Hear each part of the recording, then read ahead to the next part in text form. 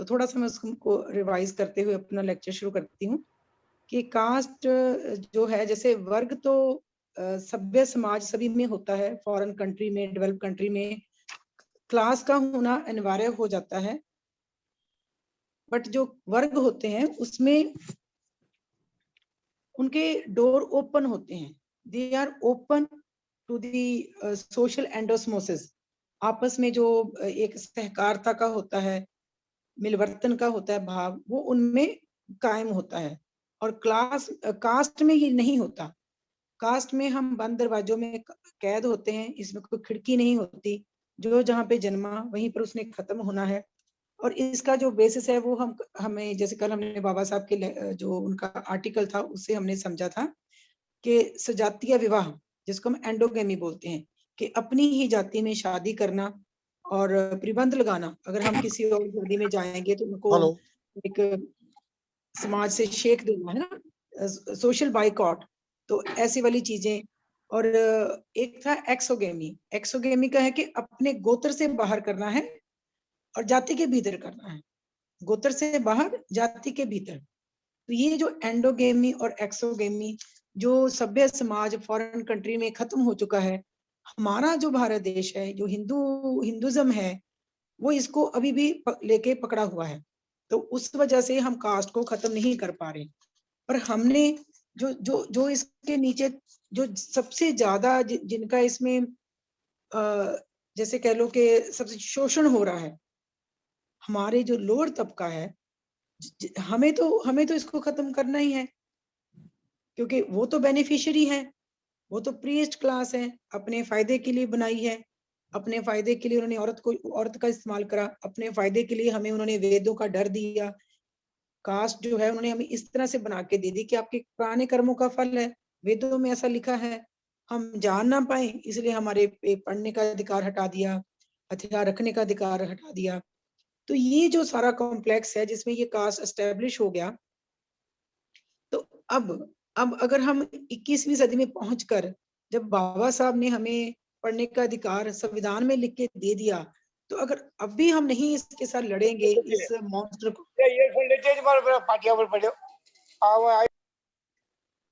Pardon, क्या कहने प्रियंका जी? नहीं मैडम, आप कंटिन्यू करें। हाँ जी, तो हमें तो इसको खत्म करना ही है। क्यों? वो इसलिए खत्म करना है कि अब जब हमें, पहले तो देखो हमें बुक्स का कोई किसी ज्ञान का हमें एक्सपोजर नहीं था। अब जब हमारे बाबा साहब ने हमें पढ़ने लिखने का अधिकार दे दिया है, तो अगर अब भी हम नहीं जानेंगे कि ये सब तो एक धारणा है, इसमें सच्चाई कोई नहीं है, अगर अब भी नहीं हम जानेंगे, तो फिर हम वो जो एक पे बैक टू सोसाइटी का हो जाता है, जहाँ ज्ञानवान होने का हो जाता है, तो वो फिर हम पढ़े लिखों में और अनपढ़ में कोई फर्क नहीं रह जाएगा। फिर कोई फायदा नहीं रह जाएगा कि हमें संविधान में कोई हक मिले या नहीं मिले। अगर हमने उसी रूढ़िवादी सोच को सहेड़े रखना है, उसके अगेंस्ट हमने जागरूक नहीं होना, लड़ाई नहीं करनी, तो फिर कोई बेनिफिट नहीं रह जाता। जो बाबा साहब ने इतना तप त्याग किया, अपनी लाइफ सारी लगा दी।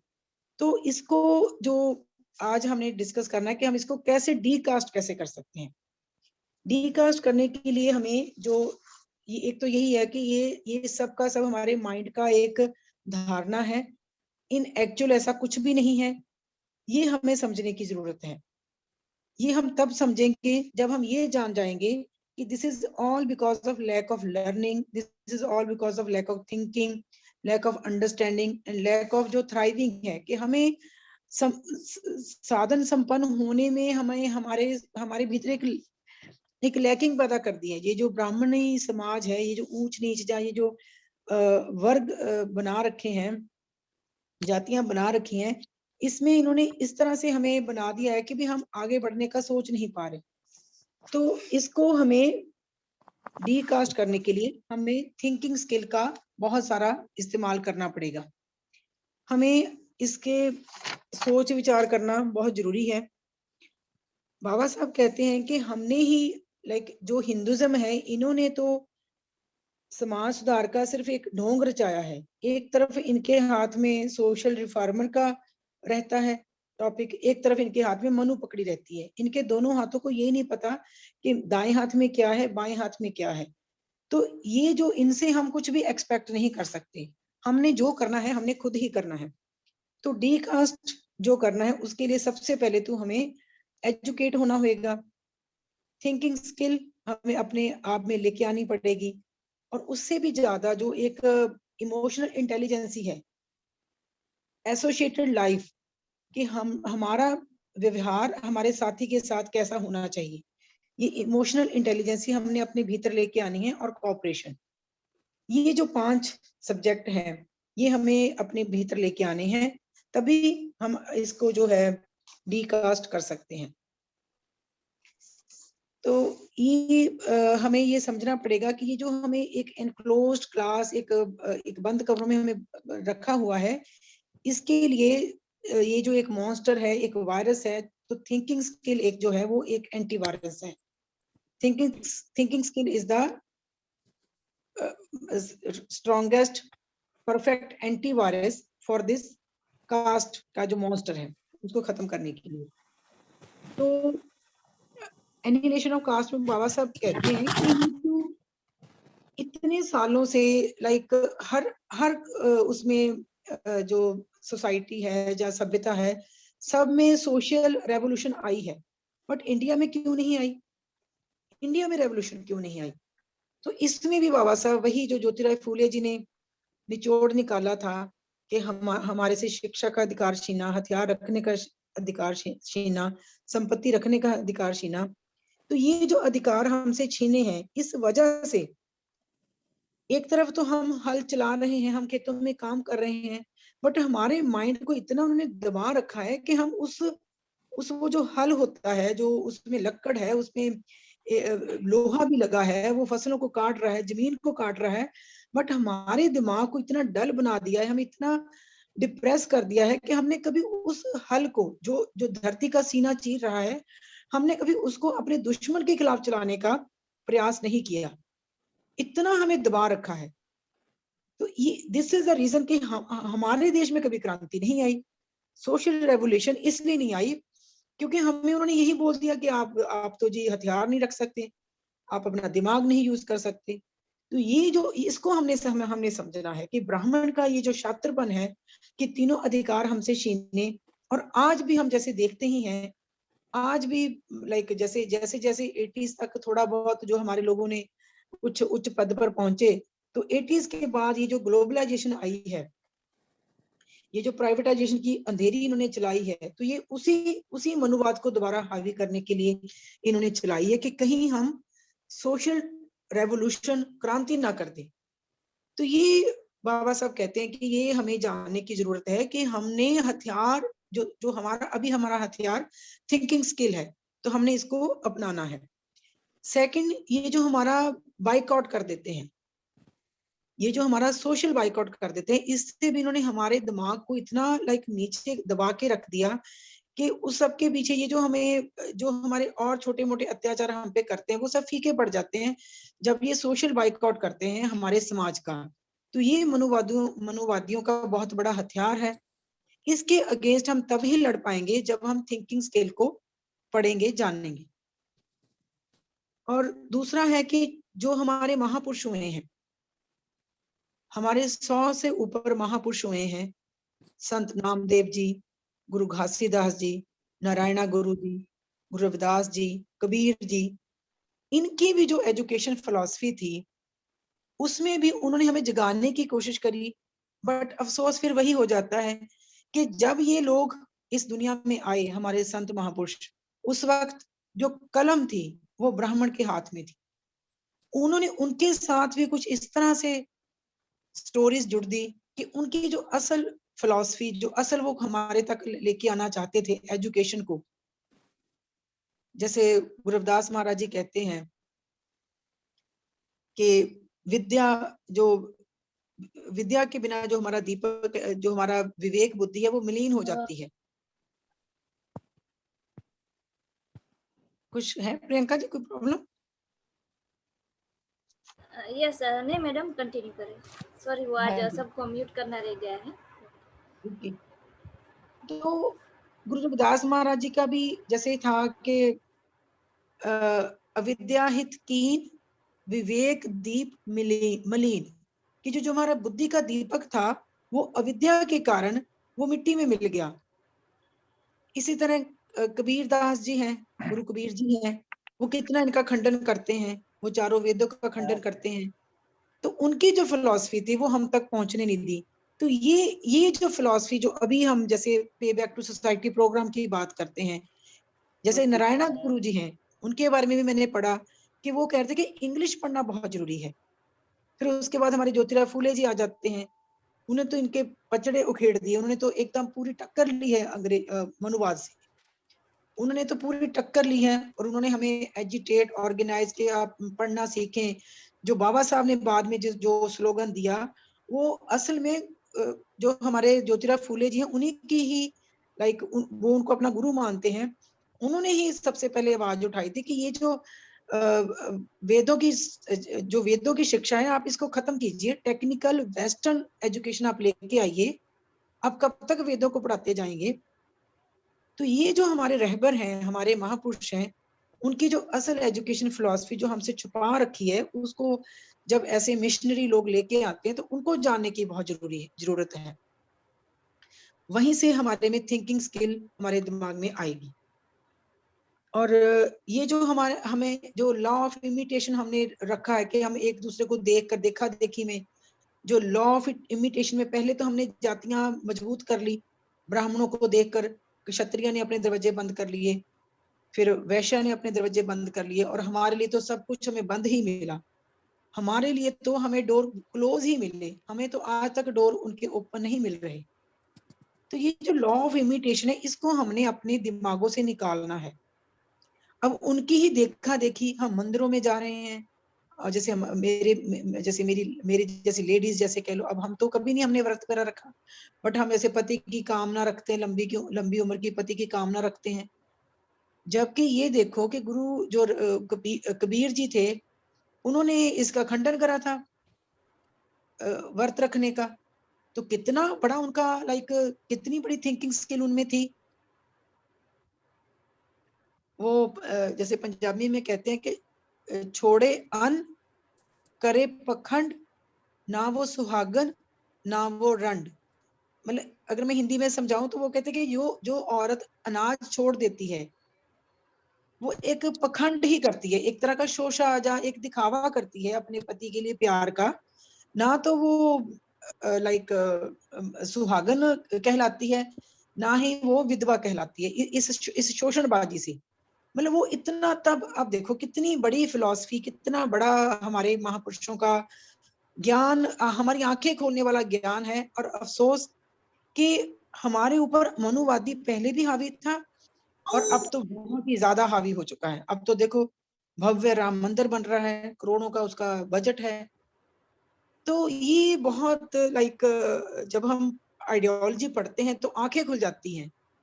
तो ये आंखें हमने सबकी खोलनी है, ये आंखें हमने सबकी खोलनी है। एकदम अंधेरे से निकलकर एकदम इतनी रोशनी का एहसास होता है कि हम तो इतना अंधेरे में बैठे थे। कभी हमें हमें हम जैसे हम पंजाब में रहते हैं तो हमें जो गुरु रविदास महाराज जी हैं उनका हमें ये बताते हैं कि उनके पास एक कंगन था, लेकिन किसी ने उनसे अपना जूता ठीक कराया तो उसकी फीस के बदले में उन्होंने बोला कि आप ना जो मुझे फीस दे रहे हो, 1 रुपया दे रहे हो, दमड़ी दे रहे हो, आप गंगा का दर्शन करने जा रहे हो, गंगा में ही डाल देना। और उसमें वो कहते वो गंगा रविदास जी की दमड़ी पकड़ने के लिए अपना हाथ निकालती है और बदले में कंगन देती है। तो ऐसी वाली बातें जो हमें लाइक जो इन एक्चुअल में हुई नहीं, कहा वो तो हमें मधुमक्खियों की तरह इकट्ठा होने के लिए प्रेरित करते हैं रविदास महाराज जी। वो हमें मधुमक्खियों की तरह इकट्ठा होने के लिए प्रेरित करते हैं। वो हमें यहाँ तक कहते हैं कि जात जात में जात है, जो केलन में पात, मानस एक न जुड़ सके जब तक जात न जात। कि केले के पत्तों की तरह हमारे देश में जातों का इतना जंजाल है, और जब तक हम इसको खत्म नहीं कर देते, हम मनुष्य जो जीवन है, जब मनुष्य जाति वो जुड़ नहीं सकती। कहाँ उनकी इतनी क्रांतिकारी सोच, और कहाँ हम ये इधर मनुवाद में फंसे हुए हैं कि जी हम तो चौथे वर्ण के लोग हैं। चौथा क्या, हम शूद्र तो हम 5वें में आ जाते हैं, अति शूद्र, हम तो अति शूद्र हैं। तो ये बहुत लाइक समंदर है ज्ञान का, हमारे महापुरुष।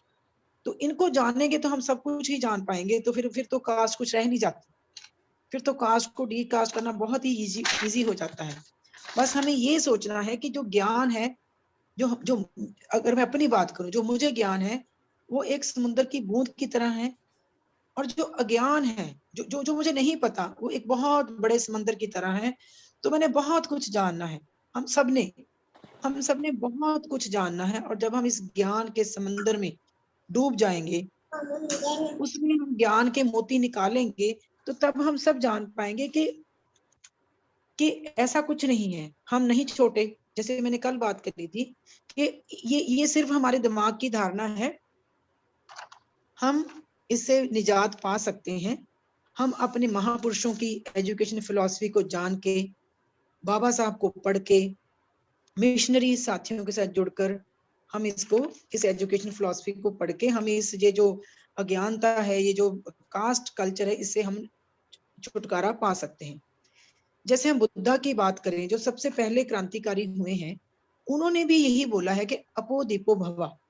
जबकि हिंदुइज्म हमें सिखाता है अतिथि देवो देवो भवा, कि जो भी हमारे घर में भगवान आया, गणेशा जी आए, बस उसी की आरती करो। बट नहीं, बुद्ध ने कहा है अपने अपने आप में दीपक ढूंढो, अपने दीपक आप बनो, जो मैं कहता हूं उसको भी मत मानो। जबकि हिंदुइज्म में क्या है कि जो वेदों ने लिख दिया वही सत्य है। वेदों में लिख दिया आप 5वें वर्ण के हो तो आप यही मानो। वेदों में लिखा है आपके पुराने आपके पिछले कर्मों का हिसाब है, तो यही मानो। और नए जन्म में ब्राह्मण बन के आना है तो हमारी सेवा करो। तो कितना डिफरेंस है, lot of difference is there. Buddha में जो कहते हैं कि know the truth as truth and untruth as untruth. भाई सच्चाई को सच्चाई जानो, जो किसी वेद में लिख दिया, जो मेरे किसी बड़े बुजुर्गों ने बोल दिया, या जो रीत चली आ रही है, उसको मत मानो। थिंकिंग स्किल को आप पैदा करो। तो थिंकिंग स्किल जो है, जैसे मैंने पहले बोला, वही एक सबसे बड़ा हथियार है कास्ट कल्चर को खत्म करने के लिए। हमें ये जो हमारा एनक्लोज माइंडसेट हमारा बन गया है, एक रूढ़िवादी धारणा जो बन गई है, इससे अगर हमने बाहर निकलना है तो हमें थिंकिंग स्किल जो है उसको जीना होगा। जैसे कि हम देखते हैं कि जो अज्ञानता होती है, उससे हम हमारे भीतर डर पैदा हो जाता है। अब ये अज्ञानता ही है कि वेदों में ऐसा लिख रखा है, जबकि वेद हमने तो पढ़े नहीं। अगर पढ़ते हैं, बाबा साहब ने पढ़ा है, तो वो तो बोलते कि इनको डायनामाइट से उड़ा दो। बाबा साहब ने पढ़ा है तो वो तो कहते ये, जैसे कहते कि लाइक क्राइटेरिया होता है, हम किसी चीज को आज के दौर में मानते हैं कि अच्छा है, इसके ये प्लस पॉइंट है, it is a good point. वो हिंदुइज्म को बोलते हैं कि भाई इतना हिम्मत तो रखो, इतना साहस रखो अपने आप में कि वही स्टैंडर्ड्स जब आगे जाके बदलते हैं, तो आप अपने उन स्टैंडर्ड्स को चेंज होने का भी साहस रखो। आप अपने आप में इतना हिम्मत रखो कि हाँ, now we can change the standards of our Hindu granth. ऐसा नहीं कि इसमें ऐसा नहीं मानना कि हम इसमें कभी बदलाव ही नहीं आ सकता। जैसे बुद्धिज्म कहते हैं कि change is the nature of law, change is the nature of law. बदलाव कंटिन्यूस प्रोसेस है। लाइक जो हमारी ये जो लाइफ है, ये जो संसार है, उसको बोलते हैं कि इसकी निरंतर इसमें डेवलपमेंट हो रही है।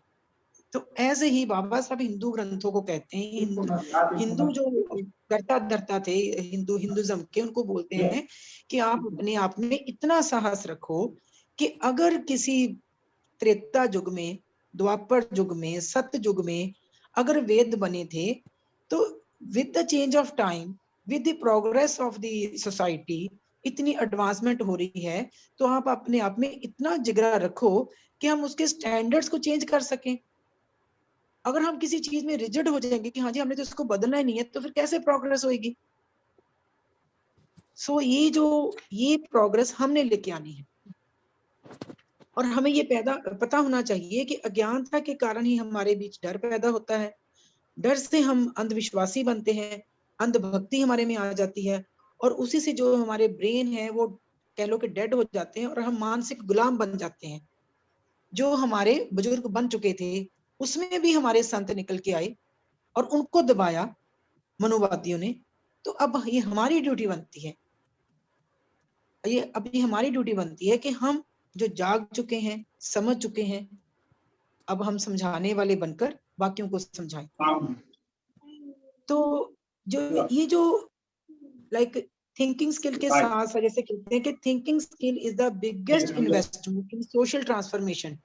अगर हम अपने समाज में कोई बदलाव लाना चाहते हैं तो उसमें जो थिंकिंग स्किल है, विचार कौशल, जिसको अपना के सम्राट अशोक ने सोने की चिड़िया इस भारत को बनाया। वो खुद अपने शिलालेखों में लिखते हैं कि वो जो कुछ भी अपने साम्राज्य में कर पाए हैं वो विचार कौशल को स्प्रेड करके ही, एजुकेशन फिलॉसफी को स्प्रेड करके और प्रजा को अपनी जनता मानकर ही वो इसको इन एक्चुअल में कर पाए हैं, जो भी कुछ उन्होंने अचीव करा है। तो thinking skill is the biggest investment in social transformation. और इसी तरह जो कॉपरेशन है, जो हमारी आपस में कॉपरेशन है, that is the biggest weapon. वो सबसे बड़ा हमारा हथियार है। जितने भी हम संस्थाएं हैं, जितने भी हम सहकारी हैं, तो हमने कॉपरेट करना है। और जो हमारी क्वालिटी है थिंकिंग की, क्वालिटी ऑफ अवर थिंकिंग, वो हमारा फ्यूचर डिटरमिन करती है। अगर हमारी क्वालिटी हाई थिंकिंग होगी, अगर हाई थिंकिंग वाली, जो हाई क्वालिटी वाली हमारी थिंकिंग होगी, उसमें साइंटिफिक टेम्परामेंट होएगा, उसमें आगे बढ़ने की हमारी विचार कौशल होएगा, तो फिर हम अपना जो फ्यूचर है वो भी एक सुरक्षित डिग्निफाइड लाइफ में हम जा सकते हैं। और जब हम देखते हैं अपने पास्ट में देखते हैं, तो जब पुष्पमित्र शुंग बृहद्रथ का कत्ल करता है तो उसमें सबसे ज्यादा जो नुकसान है उसने थिंकिंग स्किल का किया था। तो थिंकिंग स्किल में जब हम ये पीबीएसपी के माध्यम से जुड़ते हैं तो हम बहुत सारे इसमें टूल्स हमें सीखने को मिलते हैं, जैसे प्लस माइनस एंड इंटरेस्टिंग, कि हम कोई भी काम करते हैं तो उसका हमने सिर्फ प्लस, अच्छा या नेगेटिव ये पॉइंट नहीं देखना, उसमें हमने कुछ इंटरेस्टिंग भी देखना है। उसमें हमने ओपन माइंडेड माइंडसेट के साथ ट्रेडिशनल थिंकिंग से हटकर, एक तो ट्रेडिशनल थिंकिंग होती है कि हाँ जी ये काम अच्छा है, ये काम बुरा है, लेकिन उसके अंदर कुछ इंटरेस्टिंग भी तो हो सकता है, तो इसको लेटरल थिंकिंग बोलते हैं। तो वो ओपन माइंडसेट हमने अपने आप में लेके आना है। और अगर हम कोई प्लानिंग करते हैं तो उसमें जैसे कंसिडर ऑल फैक्टर आ जाता है कि हमने अपने कंसेप्ट्स को वाइड करना है, क्रिस्टलाइज करना है उसके सारे फैक्टर्स को। अगर हमने कोई डिसीजन लेना है, कोई प्लानिंग करनी है, तो उसमें हमने सारे फैक्टर्स को कंसिडर करना है। और इसी में हमारा फिर ये आ जाता है कि लाइक अदर पीपल व्यू, कि सबका हमने व्यू लेकर चलना है। Other people view that will act as antidote to selfishness, कि हम सेल्फिश ना हो जाएं कि जी जो जो तीरथ वाला ने कहा वही ठीक है, नहीं, मैं गलत भी हो सकती हूँ। तो हमने दूसरे बंदों का, अदर पीपल व्यू हमने लेके आना है। तो इस तरह से ये जो टूल्स हैं ये भी हमें हमारे एक तरह से मार्गदर्शक बन जाते हैं। और इसी में हमारा एक आता है ये जो है alternative and possibilities and choices. ये भी लाइक कुछ ऑल्टरनेटिव्स हो सकते हैं हमारी मूवमेंट में। जो हमने एक डिसीजन ले लिया उससे बेटर भी कुछ हो सकता है। करंट व्यू, करंट जो हमारा ओपिनियन है उससे हम बेटर व्यू, जो डिस्कशन से, विचार विमर्श करने से हम बेटर व्यू में भी जा सकते हैं। तो ये जो अल्टरनेटिव पॉसिबिलिटीज हैं, चॉइसेस हैं, ये भी जो हमारा एक इमोशनल रिएक्शन हो जाता है कि भी हाँ मेरा जो डिसीजन है वही आप लो। तो ये जो इमोशनल रिएक्शंस कई बार हमारे माइंड में आ जाते हैं, उसको खत्म करने के लिए alternative view, alternative possibilities, choices हमने सबकी लेके चलना है थिंकिंग स्किल में। तभी हम अपना जो हमारा ये कास्ट को जो डी कास्ट करना है उसमें हम कामयाब हो सकते हैं। तो इस तरह सोशल एफिशिएंसी हमने लेके आनी है। Social efficiency.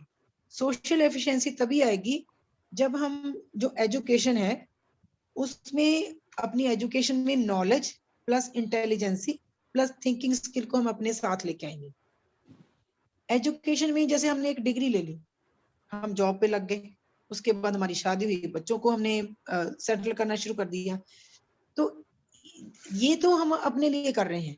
समाज के लिए क्या है, उसके लिए हमने एक थिंकिंग स्किल इसमें लेके आनी है कि अगर कहीं किसी के साथ बुरा हो रहा है, क्यों हो रहा है, एक हमने रिस्पॉन्सिबल सिटीजन बनना है।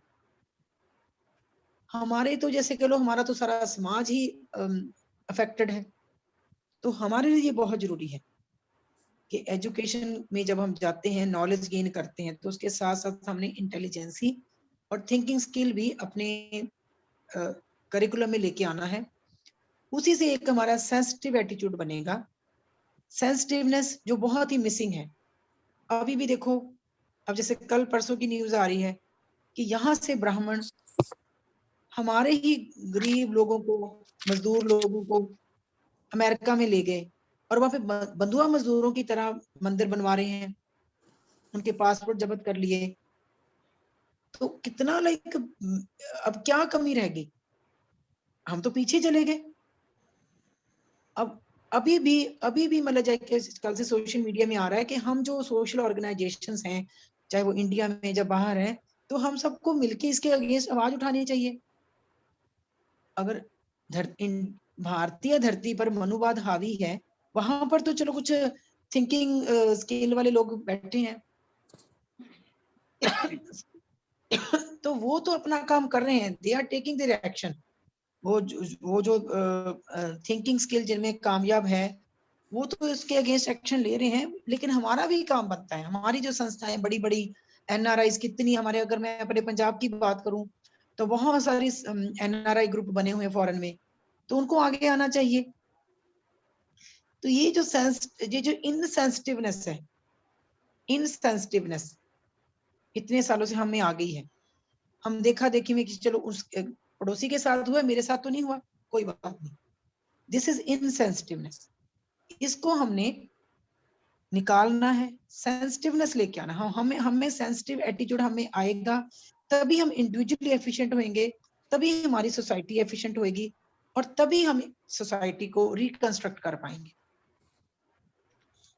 अब जैसे एनिलेशन ऑफ कास्ट में बाबा साहब कहते हैं कि वहां पे कई बार कहते हैं कि ये जो चर्च वगैरह में पॉप लोग हैं, जहाँ पे जो प्रीस्ट बैठे हैं, जहाँ इधर में हमारे ब्राह्मण बैठे हैं, बड़े बड़े मंदिरों में पुजारी बैठे हैं, ये लोग कभी समाज सुधार की बात क्यों नहीं करते? उसमें बाबा साहब कहते हैं कि जो रेवोल्यूशनरी होता है, जो क्रांतिकारी होता है, वो कभी पॉप ही नहीं बनता, वो तो समाज में ही रहेगा। और समाज सुधार का काम जो है वो सबसे टफ काम है, बाबा साहब कहते हैं समाज सुधार का काम सबसे मुश्किल काम है। पॉप बनना इजी है, मंदिर का पुजारी बनना इजी है, तो समाज सुधार का जो काम है वो हमने करना है। उसमें हमें डेयरिंग बनना है, इससे मनोवाद से लड़ना है। और एनिलेशन ऑफ कास्ट में बाबा साहब कहते हैं कि लाइक इंटरडाइनिंग, सहभोज करना, शादियां करना, ये एक दो स्टेप हो सकते हैं, अच्छे वाले स्टेप हो सकते हैं कास्ट को खत्म करने के लिए, बट ये कामयाब नहीं होंगे। कामयाब तभी होंगे जब हम लोगों को जिस ग्रंथों के बेस पे उन्होंने अपने दिमागों में जो घर कर रखा है कि भी हाँ मैं बड़ी जात का हूँ, ये मेरे से छोटा है, वो उससे भी छोटा है, जिन ग्रंथों के बेस पे जब तक हम शरेआम खुलेआम ये नहीं कहते कि दे आर रॉन्ग, जब तक हम उनको नहीं अपने विचारों के डायनामाइट से उड़ा देते, तब तक हम कास्ट को डीकास्ट नहीं कर सकते। इक्का दुक्का शादियां हो भी जाएंगी, हो भी रही हैं, ऐसा नहीं है, अंतर जातीय ब्याह हो रहे हैं, शादियां हो रही हैं, बट वो 100% कामयाब नहीं होंगी जब तक कि वो जो मनु है जिसने ये कानून बना दिया है, जब तक हम उस कानून को नहीं खत्म कर देते, जब तक हम ये नहीं कह देते कि वो कानून ही रॉन्ग है, जब तक हम इतना अपने में हिम्मत नहीं कर सकते कि वो कानून रॉन्ग है, जैसे मैंने पहले बोला कि जब तक हम उस स्टैंडर्ड्स में मॉडिफिकेशन नहीं कर देते, जब बाबा साहब कहते हैं कि जब तक हिंदुइज्म में कोई वॉल्टेयर नहीं पैदा हो जाता, वॉल्टेयर जो खड़ा होके कहे कि भी हाँ हिंदू धर्म के ग्रंथ रॉन्ग है, ठीक है, पहले जमाने में जितनी उनको नॉलेज थी उन्होंने उस हिसाब से उनको लिख दिया, but with the progress of time, जैसे अब जैसे कह लो कि पहले तो बाइबल में लिखा है कि सूरज धरती के इर्द गिर्द घूमता है, अब उसको भी तो हमने माना ही है ना कि नहीं, फैक्ट है कि धरती सूरज के इर्द गिर्द घूमती है। तो इसी तरह हमें ये भी मानना पड़ेगा, हिंदुओं को भी मानना पड़ेगा, मनु को भी मानना पड़ेगा, मनुस्मृति को भी चेंज करना पड़ेगा कि ऐसा कुछ नहीं होता, कोई बड़ा छोटा नहीं है, कोई वेद ऊपर से लिख के नहीं आए, कोई मुंह से नहीं पैदा हुआ, कोई पैरों से नहीं पैदा हुआ। तो ये जो है ये सब कुछ थिंकिंग स्किल से पैदा आने वाला आएगा। तो थिंकिंग स्किल जिसमें सारे टूल्स हैं उसको हमने अपने लाइक अपने लोगों के बीच लेके जाना है, विचार विमर्श करना है। विचार जब तक हम अपने विचारों का आदान प्रदान नहीं करते तब तक लाइक थोड़ा मुश्किल हो जाता है। मैं कल ही पीआर सर से बात कर रही थी कि हमारा देश बहुत बड़ा है, समस्याएं भी बहुत बड़ी हैं, तो इसके लिए उसी लेवल पर हमें बाहर निकलना होगा, बहुत सारे साथी हमें जोड़ने पड़ेंगे। तो ये जो जाति की दीवारें हैं इनको तोड़ना होगा। सोशल एंडोस्मोसिस जो विचारों का आदान प्रदान है, जब एक जाति का बंदा दुखी है तो दूसरी जाति का बंदा उसके लिए दुख फील करे, दैट इज सोशल एंडोस्मोसिस। सभ्याचार का घुल मिल जाना आपस में, और ये जो एसोसिएटेड लाइफ की फीलिंग है, एसोसिएटेड लाइफ कि हाँ हम इकट्ठे एक वन नेशन की फीलिंग, जो वन नेशन की फीलिंग है बाबा साहब कहते वो तभी आएगी जब हम इस ये जो कास्ट का जो स्ट्रक्चर है इसको खत्म कर देंगे, तभी वन नेशन की फीलिंग आएगी, अदरवाइज नहीं आएगी।